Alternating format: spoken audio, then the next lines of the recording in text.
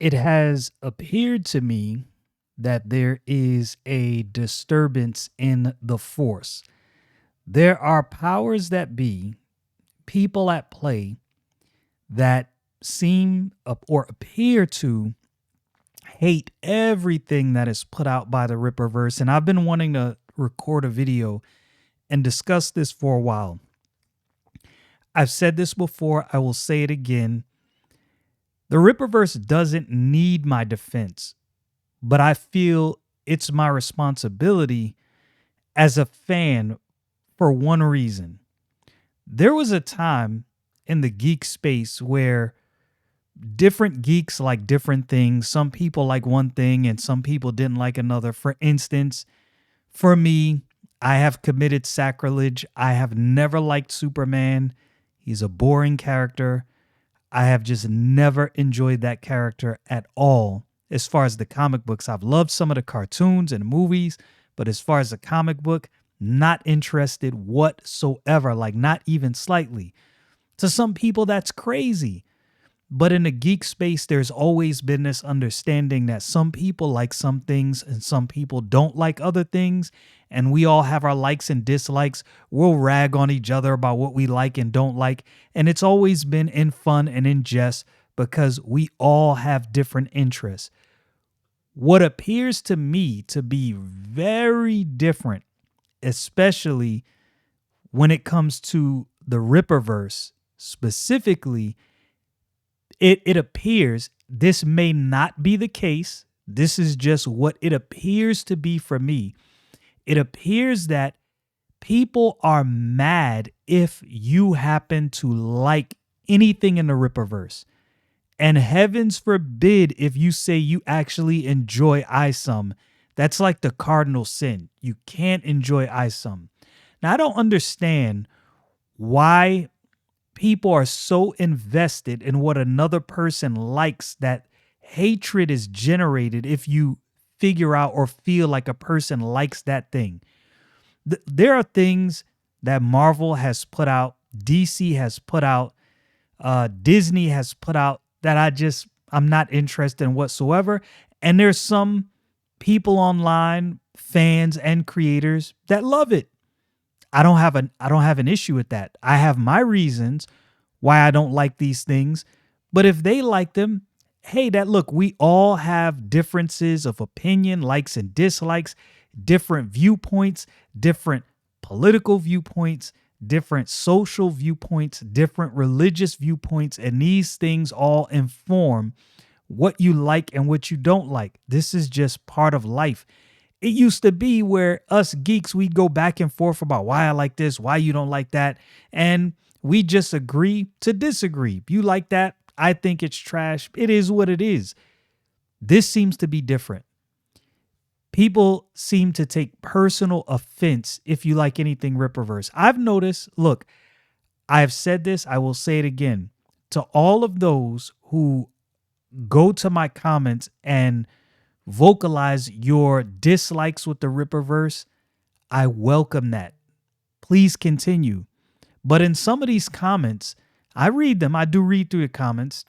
My channel is small, so it's not like I got a bunch. Sometimes, and I'm not saying I know what's in your mind, and maybe I'm wrong about this. Very possible I'm wrong, but sometimes I get the impression that, wow, it's like nothing the Ripperverse will do or put out will be liked no matter how good it is.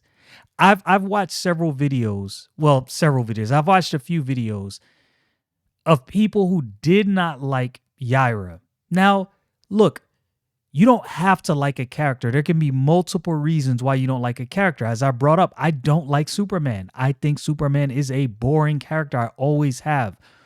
But some of the critiques, I gotta say, maybe it's subjective, right? I disagree with certain things, and it might be subjective, but sometimes I feel like, man, why does it feel like this just goes beyond critique, and this is just borderline outright hatred for the sake of hatred? I've read and heard people say that the artwork in Yaira was not good. Now, I didn't know anything about Deborah Carita before I read this book. So when I heard that she was going to be the artist, immediately I was like, who is this person? And I went to look up her stuff. I was impressed immediately. I'm not saying that I am the perfect judge of art. I'm by no means am I saying that. But I've been reading comic books long enough to know good art when I see it. I'm not telling you that her art rivals some of the greats, but I'm telling you, not only is her art great, she has the potential to get even better and be one of the greats. That is my humble opinion. I really believe that. That is what I actually believe. And I think this is where the disconnect between people who are fans of the Ripperverse and people who don't like, and this is, again, these are my opinions. That doesn't mean they're correct. These are just my opinions. The people who don't like the Ripperverse, I think, are people who just don't like Eric July's political views and thus will not give his comic book company a chance based on that alone. When I was growing up reading comic books, and even now to this day, as I got older, I lean conservative. If you go back in the history of my channel, you will see my channel started out covering news topics. It did not start out covering comic books. I covered a Ripperverse, and there seemed to be a genuine desire for that kind of content. My views went up dramatically, and I said, I love comic books, and covering news actually is kind of exhausting. I think I'm just going to shift to covering comic books because I enjoy that. But said all that to say, I lean more conservative. So I never had a problem with the views of Eric July. Now, there's many things we don't agree on, but who cares? The only thing I was concerned with is this comic book good? Is it enjoyable? Now, I'm going to go give the reasons why I enjoy the Ripperverse, and it's actually right there on his website, on the Ripperverse website. When I saw this, and I'll get to it, you probably already know what it is, I was immediately like, okay, this guy has the right idea. He understands what's missing in comic books. But the thing about it is, I have followed people for, I want to say, almost their entire careers. People like Jim Lee, who, when I find out what they think on maybe different social or political issues, we are on opposite sides of the spectrum, like do not agree at all. That has never made me dislike their work just because we don't think alike. Look, there are comic book creators who I think personally they have an overbearing, not overbearing, what's the word I'm looking for? They have a very large personality, and I don't particularly care for the personality, but I recognize that, what they create is still good. Whether I like their personality or not is irrelevant. What they create is good. I think we've gotten to the point where there is this belief that I have to agree with you on every issue to like what you do if you're creative. There are many artists across many different mediums, whether it be comic books, movies, music, that I love their work, that I don't agree with them on a personal level on their beliefs. That doesn't mean what they put out is not good. And I think, I'm not saying all, but I think there are some that have not been able to separate that. Now, maybe that's not the case. What leads me to that is exactly what I brought up in the beginning of the video. There are people that seem to be angry that I would like the Ripperverse. Now, maybe that's not the case. I try to be kind to everyone in my comments. I understand that not everyone is going to like this thing. I knew right out the gate not everyone was going to like it. When Image Comics came out, not everyone liked Image. Of course, there were many fans that gravitated toward Image, and Image made a lot of money because a lot of us followed some of the creators even before they were at Image. But there was also I knew people who just did not like Image and anything they were putting out at all. I think we need to get back to the point where, hey, some people like this, some people don't, and it's just that. But if you're going to dislike it, I've heard critiques. some of the critiques are legitimate. Some of the critiques, I don't believe they're legitimate. Now, you can disagree with me and you can say, well, no, I think they are legitimate. This is where we have differences in opinion, and that is okay. What I don't understand is it seems like the people who enjoy this content, they are ridiculed for enjoying the content. Like, man, am I not allowed to enjoy something that you don't enjoy? Can we not have a difference in opinion? Yo, I really believe the crux of the matter is, as I said, people don't like Eric July, and that's why they don't like his books. Isom number one.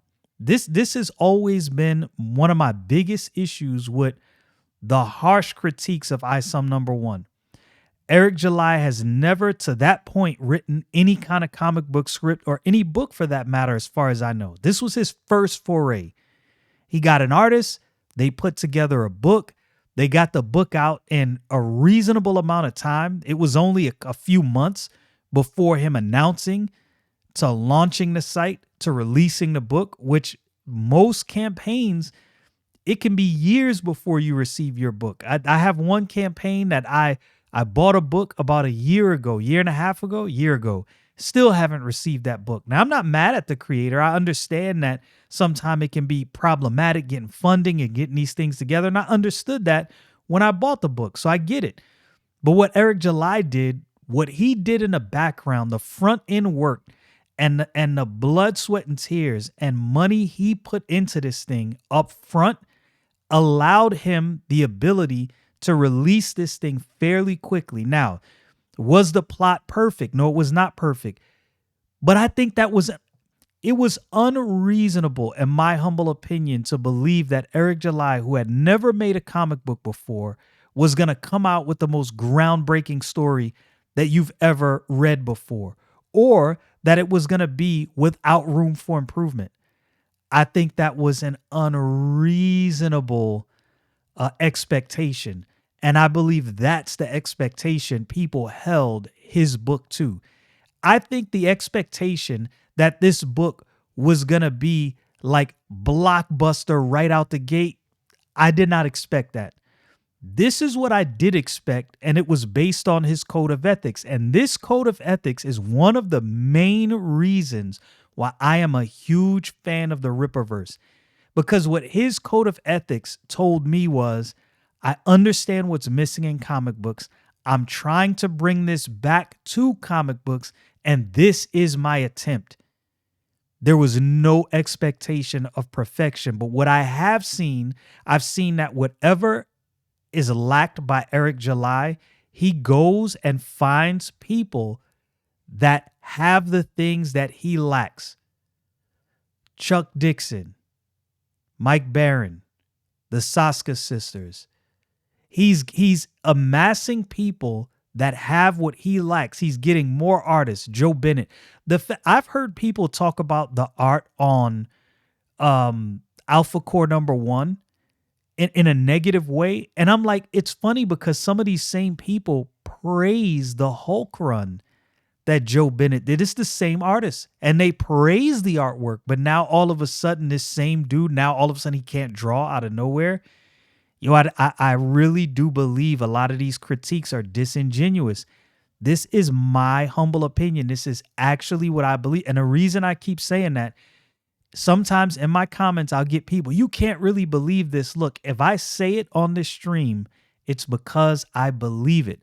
I believe what the Ripperverse is putting out is very good for the comic book industry across the board. I believe he has generated an excitement in comic books that I have not seen since the 90s. And I honestly believe it is a travesty that because there is such a hatred generated around him. Look, you could say he brought it on himself. You can say all these different things. I will disagree. I will say that if you're conservative, I hate to make this political, but I'm just going to be honest with you. If you're conservative, the expectation is that you have to be quiet, but nobody else does. If you're more left-leaning, If you're more liberal, it's okay for you to say what you think and say it loudly and proudly. But if somebody leans even slightly more conservative, and Eric July is not even a conservative, he's a libertarian, but he has more conservative values. People hate him because he is very vocal about those conservative values. And I'm like, yo, that's messed up. So the man can't hold his beliefs publicly. Look, comic creators that I read and I love their work, they're very public about their beliefs and it's very different than what I believe. But they put out good stuff. That's all I care about is what you put out good.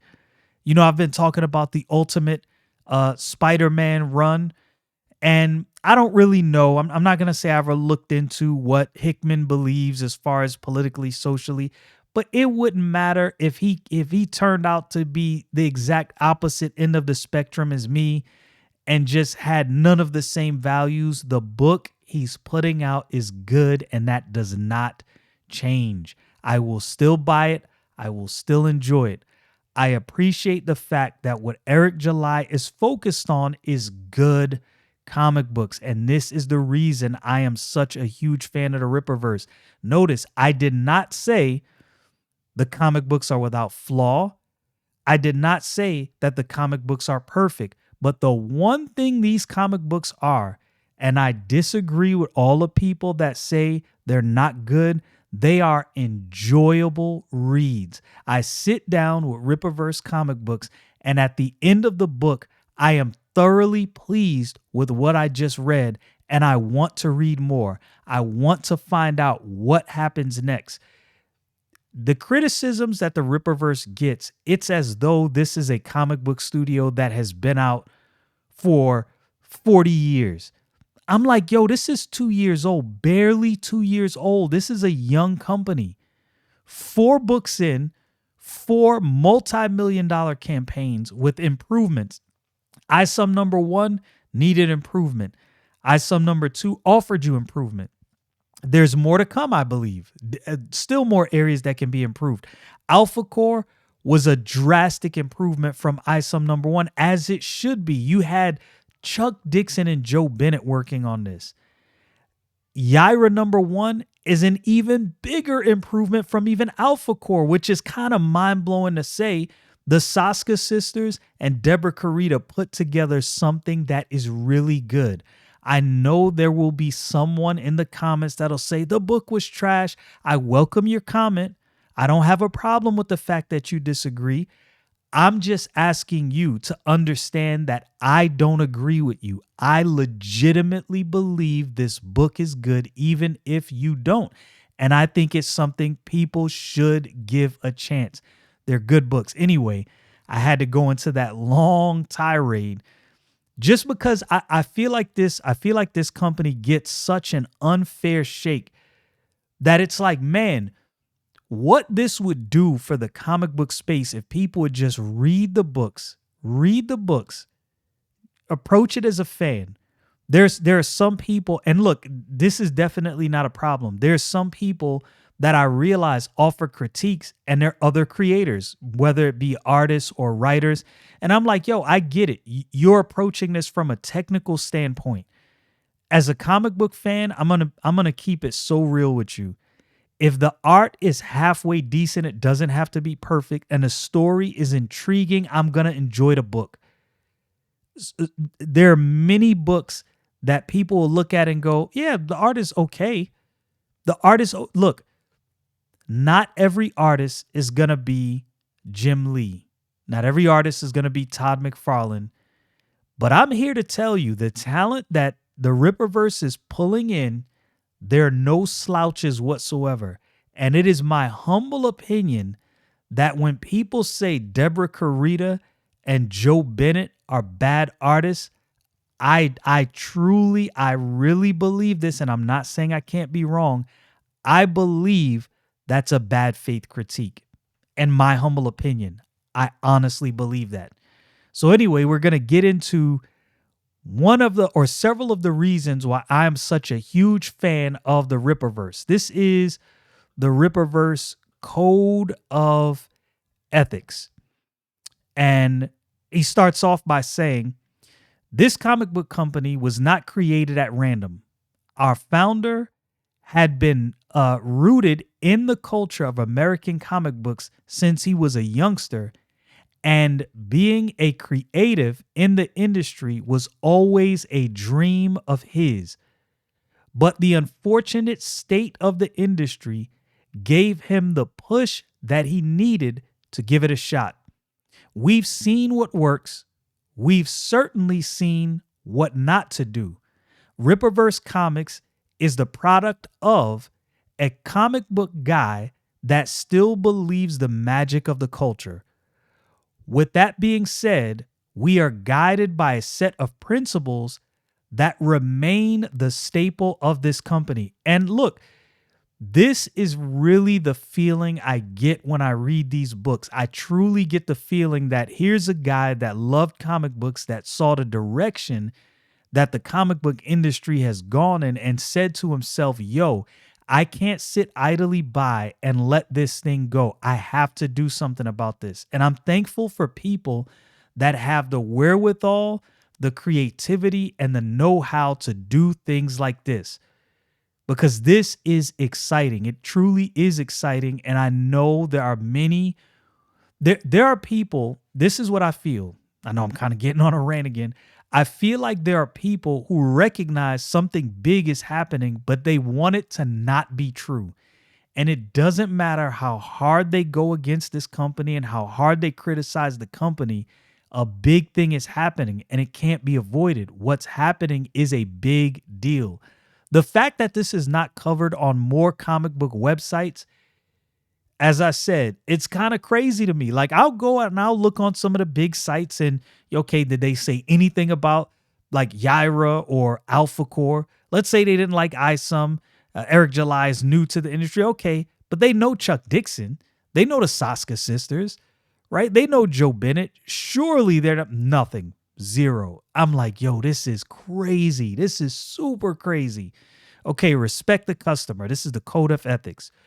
We want you invested in the brand and everything that comes from it. Ripperverse Comics is not entitled to your money, and we must earn your support. I appreciate that. I think it is understood that not everybody's going to like what he's putting out, but he's going to try to attract and earn fans. And I believe he's doing just that. It is on us, the creators, to produce something that you find of value and can remain invested in. It is impossible to please everybody, but we hope there is a book or character that you look forward to keeping up with. The success of this company will be largely dictated by our ability to keep the customers interested and satisfied. We are not oblivious to this. Respect goes both ways, and we will honor our side of the deal. Bravo. Bravo and kudos, sir, to you for that declaration. I believe that is a good and worthy declaration to be made. Canon and continuity. This is something that I would say the entire comic book industry has struggled with for many years now. Canon and continuity. It's all over the place, and it seems like there's no end in sight for that. All right. Our aspirations extend far beyond having a couple of characters or series. A vast universe that is ever expanding is what we hope to accomplish. This is something that has long been intriguing about modern American comic books, but it has become a lost art. Very true. The Ripperverse will fill this void. This means that every single book you buy will always matter. If retcons are to exist, now here's where I'm going to say this in advance. Mark my words. There will be some retcon down the road, and people say, oh, I thought you said there wasn't going to be any retcons. He never said that. Listen to what he said. If retcons are to exist, they will only be used in the classic sense of introducing new information. We want every book that you buy to always matter. Those stories happen. There will be no lazy time travel, to change history or events. There will be no cheap multiverses that have altered versions of some character. If you own a book, you own part of the history, and it's our mission to keep it this way. And we, the fans, Mr. July, will hold you to this. I appreciate the fact that you said this. We will hold you to it. This concept will remain true regardless of the medium. Should the characters appear in officialized animation or live action, the depictions need to be as accurate to the characters as realistically possible. I've understood for many years now that you can't always translate a comic book exactly to live action. There will be adjustments, and I think he understands this as well. But his point is, we're going to keep this as accurate to this main lore and story as possible. We're not just going to go off the deep end and have this character in some kind of way that has you thinking, man, is this even the same character I read in the books? Your favorite characters will always be recognizable. Again, kudos, sir. I appreciate that. A comprehensive timeline. Because we value canon and continuity, it is important that you're able to follow the timeline as these characters grow. This will especially be helpful for those of you that become customers years after our founding. With that being said, we promise to try to keep reboots to a minimum. He didn't say no reboots. Again, I'm mentioning this in advance, June of 2024, because there's going to be somewhere down the line where there is a reboot and somebody's going to say, see, you're just like you said there would be no reboots. No. He said we promise to keep reboots to a minimum. Again, a man that understands sometimes in comic books, reboots happen and there's reasons for that. If this means that a series is on its 100th issue or volume, so be it. But this isn't a reason to feel overwhelmed. Not only will there be plenty of opportunities to purchase anthologies that combine key stories, there will also be available official chronological timeline that is consistently updated by our company. Not every story will be told in chronological order, so we'll always make it as easy as possible to keep up as the universe grows. This is a guy that is focused on what he saw missing in the comic book industry, and he said, I will fill that gap. This is one of the reasons I am a huge fan of the Ripperverse. When I read these books, I thoroughly enjoy them. When I read these books, I get what I have missed for years in the comic book industry. One of the reasons I stopped collecting for many years. I stopped collecting. Well, one reason I was in the military at the time. And then when I went to get back into comic books, it was like, this stuff is I'm just not interested. It's like the thrill is gone. The love is gone. The creators no longer have the love. I can say this, another reason why I am very enthusiastic about the Ripperverse. Watch any of the interviews. Watch Mike Barron. Watch the Saska sisters. Watch Chuck Dixon talk about what it's like to work there and how you can see they are legitimately excited to create characters and to tell stories. This is what the comic book industry has missed. They haven't focused on this. They focused on other things, and I could get into all the other things they focused on. They focused on pushing agendas and pushing certain issues. I've said this before, and I will say it again. If you hold a belief near and dear to your heart, it is inevitably going to come out in your art. It is impossible not to. There's a difference between doing that and shoving things down people's throats. There's a huge difference. These are the reasons why I love the Ripperverse. Right now, I think it's the most exciting thing in comic books. And that is a belief I honestly hold. I'm not capping.